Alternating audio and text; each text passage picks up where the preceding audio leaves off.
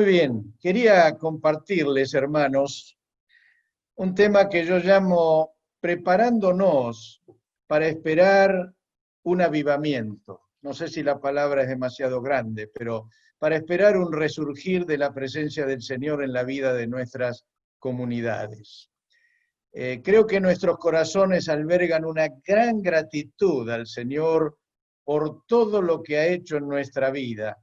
Y todos somos muy conscientes de que no hay cómo pagar esa deuda de gratitud que tenemos con Él. Ahora, por otro lado, todos sabemos que hay mucho más en Dios de lo que ya hemos alcanzado y que nuestra espiritualidad debe crecer todavía más.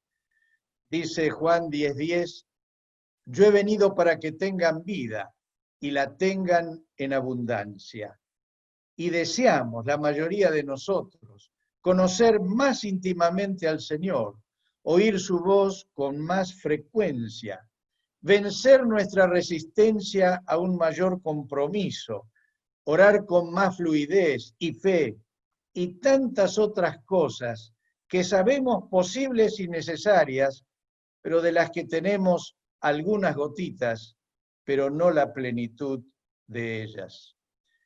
Los que tenemos algunos años más de trayectoria en el Evangelio, anhelamos que se produzca un despertar espiritual, lo que suele denominarse comúnmente un avivamiento. Nos preguntamos, ¿qué es un despertar espiritual? ¿Qué es un avivamiento? Lo defino como alguien supo hacerlo con bastante precisión. Es un tiempo particular en el cual Dios obra de manera sorpresiva, especial, sobrenatural en su pueblo.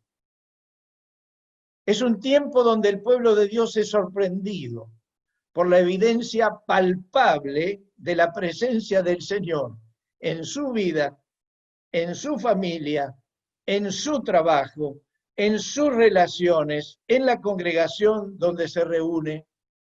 Es un tiempo donde Dios sopla sobre los carbones agonizantes de nuestra vida y aviva su fuego en nosotros hasta hacernos arder completamente, con un ardor espiritual que hasta duele por lo intenso que es. Es un tiempo donde nos sorprenden a diario las noticias de conversiones de personas que nunca esperaríamos que ocurrieran. Presenciamos sanidades físicas, liberación de personas endemoniadas, recibimos entendimiento sobre las Escrituras y lo más espectacular de todo, hay transformación de vidas. Los violentos se vuelven mansos, malos de carácter que devienen en personas amables, haraganes que se vuelven trabajadores, indiferentes y apáticos que se tornan en buscadores intensos de la presencia del Señor, personas tóxicas que pasan a ser personas con las que a todos nos gusta estar. Me gustaría señalar algunas cosas que ocurren cuando Dios manda a su pueblo un despertar espiritual.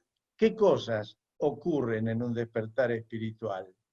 Y quiero señalarlas no como algo que debería ser excepcional en la vida, sino como algo que debería ser lo diario, lo común.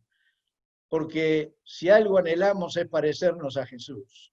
Y esto que señalo como un despertar espiritual, en realidad tiene que ser lo común de nuestros días, de cada uno de nuestros días.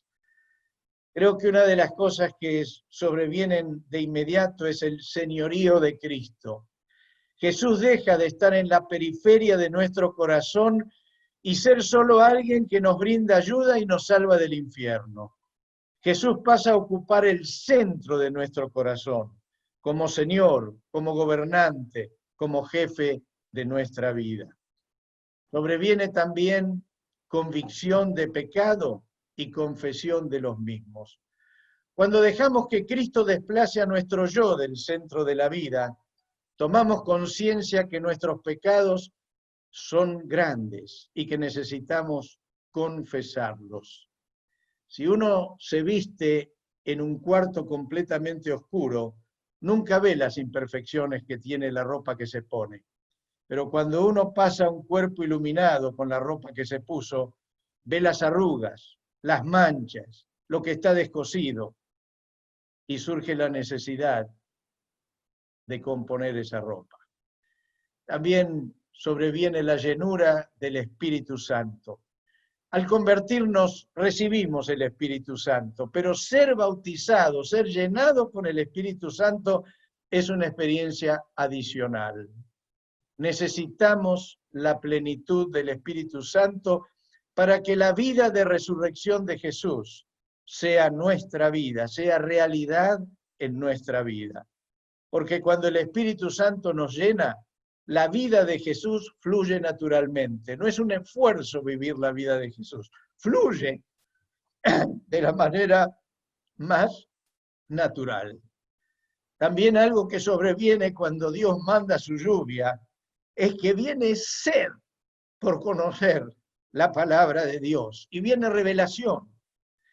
Dice Lucas 24:45, que es cuando el Señor resucitado se apareció a los apóstoles y a los que estaban reunidos, dice la Escritura, entonces les abrió el entendimiento para que comprendieran las Escrituras.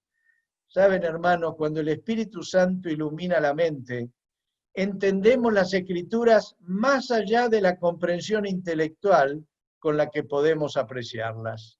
Y esa nueva comprensión trae una avidez por conocer más de la palabra del Señor que es imposible de saciar con una lectura superficial de las Escrituras. Queremos conocer más. Algo que también se agrega a la vida cuando el Señor manda lluvia es la restauración de la oración.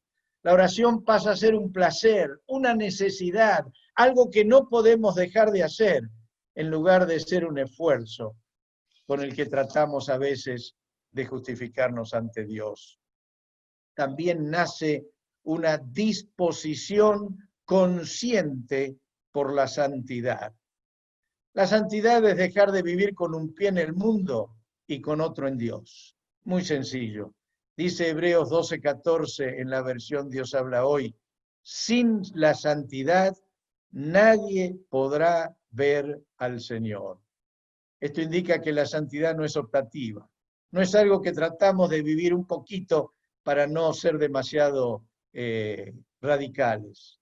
Sin santidad es imposible acercarse a Dios. Y cuando llueve lluvia del cielo, nace en nosotros el deseo de ser puros, de ser dignos, de ser honestos, de ser santos. Aunque los demás se rían, aunque a otros les parezca que está fuera de tiempo, pero es una necesidad intrínseca de un corazón abierto al Señor. Por eso sobreviene enseguida el deseo de adorar a Dios. Toda renovación espiritual despierta la conciencia de la majestad del Señor. Despierta la conciencia de esa omnipotencia, omnipresencia, de esa santidad magnífica, de esa perfección de Dios que nos deja anonadados y que nos hace que nos quedemos aún en silencio, postrados, para reconocer toda esa maravilla. Por eso normalmente se renueva la liturgia y el modo de sobrellevar las reuniones en la congregación. Dice el Salmo 29:2 en la versión de la Reina Valera, adoren al Señor en la hermosura de la santidad. Une las dos cosas, ese deseo que surge de postrarse en la presencia del Señor, pero de hacerlo en santidad. Sobreviene también un compromiso real y visible con Jesús. En Marcos 1:16-20 dice que Jesús, pasando por la orilla del mar de Galilea, vio a Simón y a su hermano Andrés que echaban las redes al lago, pues eran pescadores. Y Jesús les dice, vengan, síganme, y los haré pescadores de hombres. Y la respuesta de ellos fue, al momento dejaron las redes y lo siguieron. Compromiso bien visible. También dice lo mismo después de los parientes de los hijos de Zebedeo, pero voy a Marcos 2:14. Dice, al pasar vio a Leví, hijo de Alfeo, donde éste cobraba impuestos. Sígueme, le dijo Jesús. Y Leví se levantó y lo siguió. ¿Saben? Cuando Jesús ocupa el trono de nuestra vida, lo seguimos sin medir consecuencias, sin hacer cálculos, sin fijarnos el costo de lo que hay que dejar, porque lo que dejamos es un lastre que nos impedía seguir al Señor. Por eso sobreviene un compromiso real y visible. Se ve, no es algo teórico, no es algo intelectual, es real que seguimos al Señor. Por eso inmediatamente del compromiso real y visible sobreviene un discipulado. Dice Marcos 3:14 en la versión Palabra de Dios para Todos, que el Señor, entre ellos, entre todos los que le seguían, eligió a 12, ¿para qué? Para que estuvieran con él. Y luego enviarlos a otros lugares para anunciar el mensaje. ¿Qué implica el discipulado?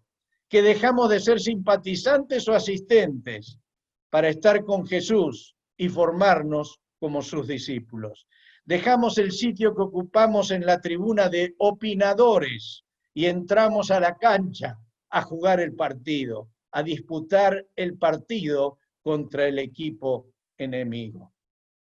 Nada de esto es posible sin que ocurra algo que también viene cuando Dios manda lluvia del cielo, y es transformación de vidas.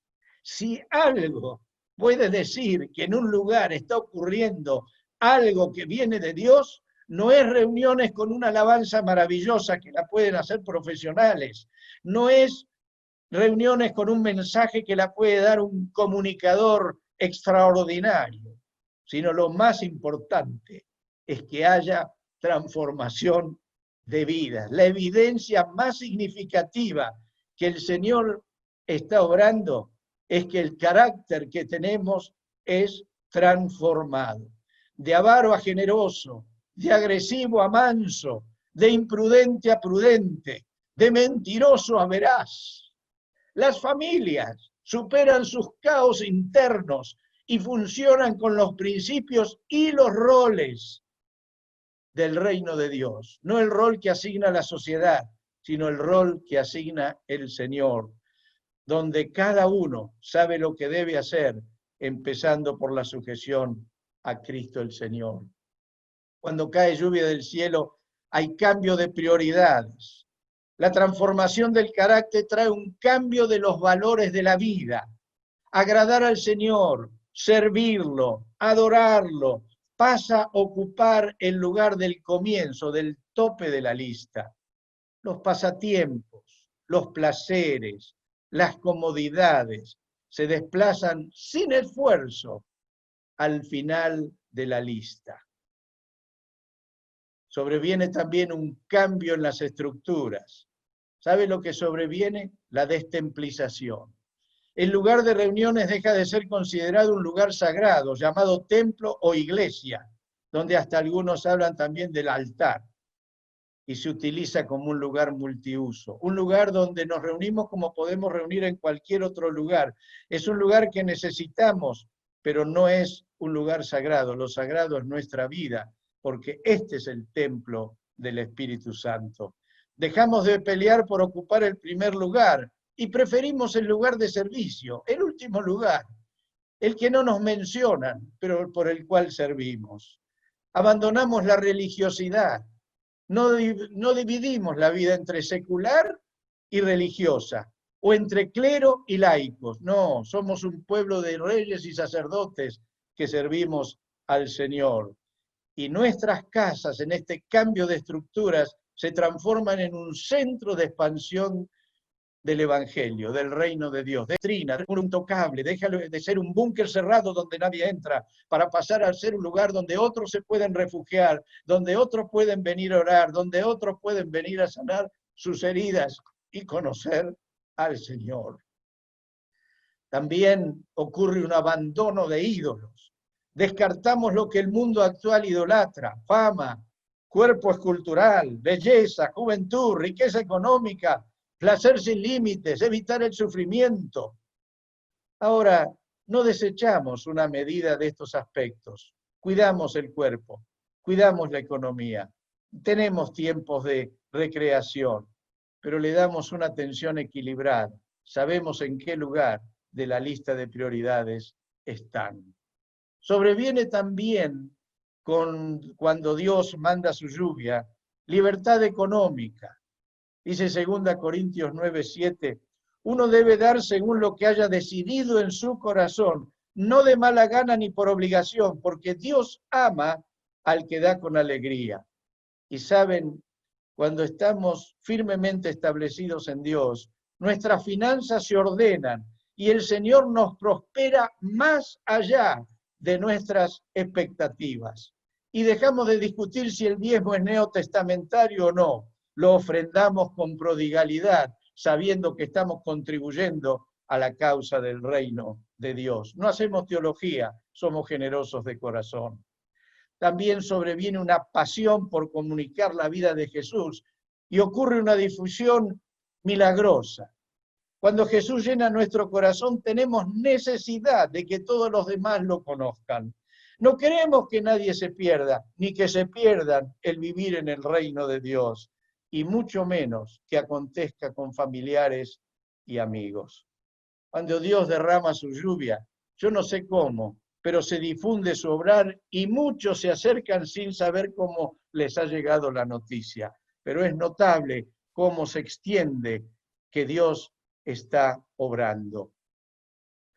También surgen líderes dignos de ser escuchados. Dios levanta hombres y mujeres santos, prudentes, calificados, comprometidos, que son modelos de vida a seguir. 1 Corintios 11, en la Biblia Dios habla hoy, Pablo dice, sigan ustedes mi ejemplo, como yo sigo el ejemplo de Cristo. Podemos seguir con confianza a hombres que Dios levanta, porque los levanta para que sepamos que es alcanzable vivir la vida que Dios propone. También en todo tiempo donde Dios se mueve hay unidad entre los pastores y el pueblo de Dios. Todos quieren integrarse. Pastores y pueblos tienen una visión y una misión común. Se ayudan y se complementan. Se dejan de pelear por cuestiones tontas, por cuestiones doctrinales, aunque se fija una sana doctrina y se va adelante juntos, porque lo que debemos hacer es trabajar para extender el reino de Dios y no para estar con rencillas que nos restan energía y tiempo. Y podría señalar más cosas, pero la última que quiero señalar antes de la reflexión final es que sobreviene un gozo, una alegría y una expectativa por lo que ha de venir. Una nota sobresaliente cuando el Señor envía su lluvia celestial es que los que se dejan mojar por esa lluvia irradian un gozo, una alegría sobrenatural y contagiosa. Y lo notable es que se crea una santa expectativa por lo que está por venir, por lo que ha de suceder, por cómo van a ocurrir las cosas, qué sigue, qué pasa, qué nos va a ser revelado. Hay una santa expectativa en medio de esa alegría por vivir la presencia del Señor. Quiero terminar con una reflexión y una propuesta. Los avivamientos suelen ocurrir, en la historia de la humanidad ha sido así, cuando las tinieblas y el mal son muy notables en medio de la humanidad, en medio de la sociedad. Así ocurrió con Jesús. En Mateo 4:16 dice, el pueblo que habitaba en la oscuridad ha visto gran luz. Sobre los que vivían en densas tinieblas, la luz ha resplandecido.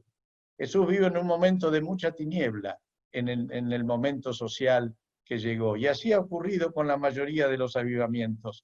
Si ustedes analizan lo que está pasando en el mundo, se van a dar cuenta que no es mal momento para esperar que el Señor mande su lluvia. Ahora, hermanos, tengamos claridad. No podemos provocar humanamente un avivamiento. Es prerrogativa del Señor saber cuándo Él soplará para avivar el fuego. Pero podemos estar posicionados para que cuando ocurra seamos parte. Por eso les propongo algo. Concertarnos para orar al Señor pidiendo dos cosas.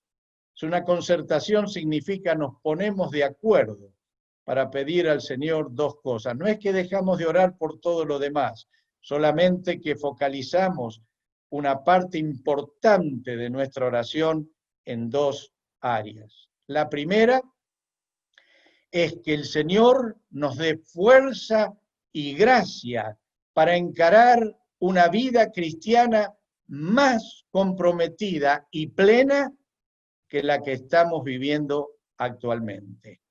Esto no es solamente para cuando venga un avivamiento, esto es para todos los días, esto es siempre. Si el avivamiento el Señor lo manda dentro de 50 años y algunos no vamos a estar, la idea es que vivamos con fuerza para encarnar una vida cristiana más comprometida y más plena que la que estamos viviendo hoy. Que el Señor nos encuentre cada día más parecidos a Jesús. Ese es el primer motivo de nuestra concertación del Señor. La segunda es dirección específica para la comunidad que conformamos los que aquí estamos.